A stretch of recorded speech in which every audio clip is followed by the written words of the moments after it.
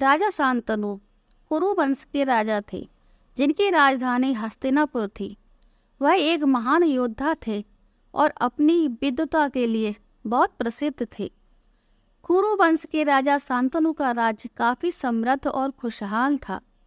एक दिन की बात है, राजा शांतनु जंगल में घूमते फिरते गंगा नदी के किनारे जा पहुंचे। ठंडी हवा में टहलने का आनंद उठाने के लिए वह अपने रथ से नीचे उतर गए। तभी अचानक उनकी नज़र एक खूबसूरत युवती पर पड़ी, जो गंगा के जल से अपना घड़ा भर रही थी।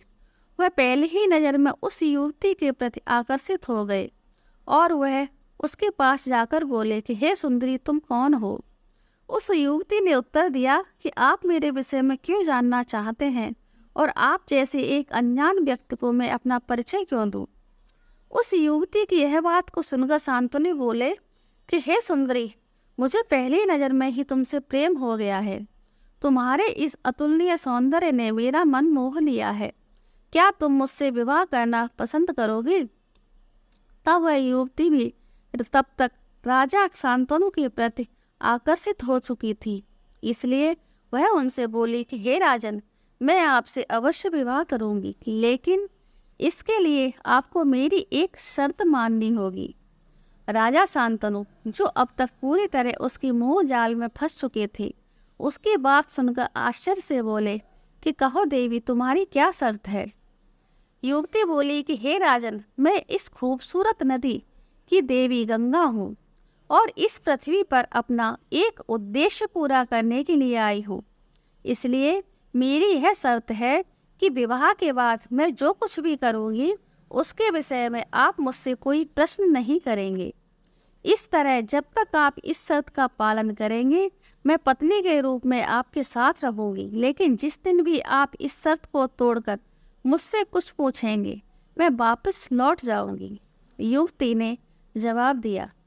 इस अजीब सी शर्त को सुनकर राजा शांतनु चकित रह गए, परंतु फिर भी अपने प्रेम के लिए उन्होंने गंगा की इस शर्त को स्वीकार कर लिया और इस तरह दोनों विवाह के बंधन में बंध गए। विवाह के बाद सब कुछ ठीक ठाक चलता रहा।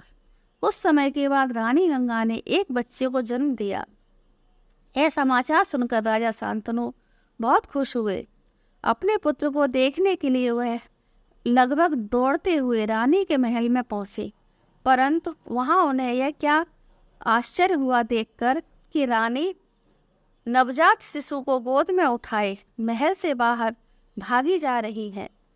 पहले तो उन्होंने रानी को रोककर पूछना चाहा कि वह कहाँ जा रही हैं, परंतु तभी उन्हें उनकी शर्त याद आ गई और उनसे कुछ पूछने की बजाय वह चुपचाप उनका पीछा करने लगी। रानी गंगा नदी के किनारे पहुंची और उन्होंने उस बच्चे को पानी में डुबो दिया। यह सब देखकर शांतनु को बहुत दुख हुआ। वे चाह कर भी कुछ नहीं कर सकते थे, यहाँ तक कि वो रानी से यह भी नहीं पूछ सकते थे कि उन्होंने ऐसा क्यों किया। इसी तरह कुछ समय और व्यतीत होने पर रानी ने एक और बच्चे को जन्म दिया। इस बार भी उन्होंने वही सब कुछ दोहराया और राजा शांतनु एक बार फिर अपने बच्चे का मुंह देखने से वंचित रह गए। इसके बाद भी रानी गंगा ये सब करती रही। जैसे ही कोई बच्चा उनकी कोख में आता और जन्म लेता, वह उसे लेकर नदी पर जाती और खाली हाथ महल में लौट आती। इस तरह वह 7 नवजात शिशुओं को गंगा की भेंट चढ़ा चुकी थी।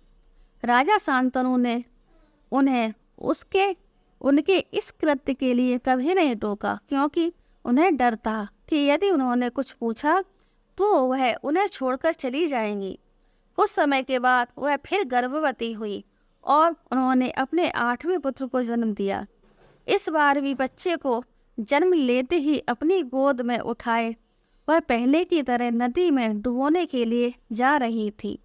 रानी गंगा को अपने 8वें पुत्र को नदी के हवाले करता देखकर शांतनु अपने पर काबू नहीं रख सके और जोर से चिल्ला पड़े कि हे रानी, तुम कैसी स्त्री हो जो अपने ही बच्चों को मौत के घाट उतार रही हो? अगर तुम ऐसे ही प्रत्येक बच्चे को मारती रही तो कुरुवंश तो निर्वंश हो जाएगा और मेरा उत्तराधिकारी कौन बनेगा?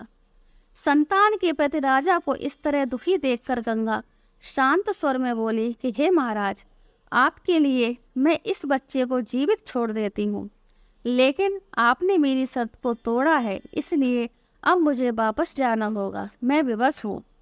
शांतनु यह जानकर बहुत दुखी हुए कि गंगा अब हमेशा के लिए उन्हें छोड़कर चली जाएंगी, लेकिन पहले वह उनसे यह जानना चाहते थे कि उन्होंने अपने ही बच्चों को क्यों मारा। इसलिए वह उनसे बोले कि हे रानी, यह मेरा दुर्भाग्य है कि तुम मुझे छोड़कर चली जाओगी, लेकिन जाने से पहले मुझे इतना अवश्य बताती जाओ कि तुमने यह सब क्यों किया। राजा के पूछने पर गंगा दुखी होकर बोली, हे राजन, मैं इस नदी की देवी गंगा हूँ।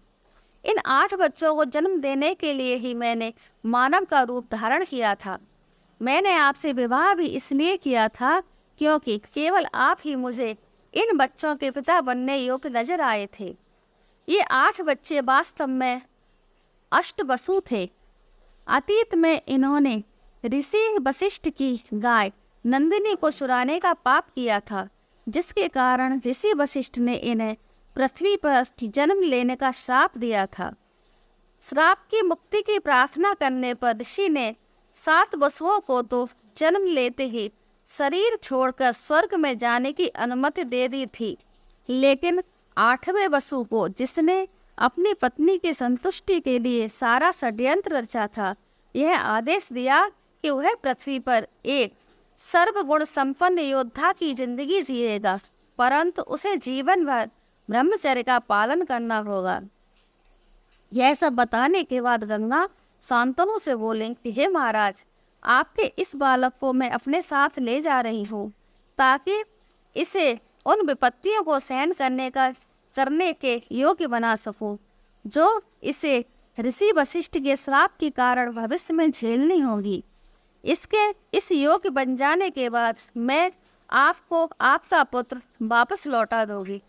तो दोस्तों, अगर आपको महाराज शांतनु और गंगा की कहानी अच्छी लगी हो तो कमेंट बॉक्स में ज़रूर बताना, और ज़्यादा से ज़्यादा इस कहानी को अपने अपनों के पास शेयर करना।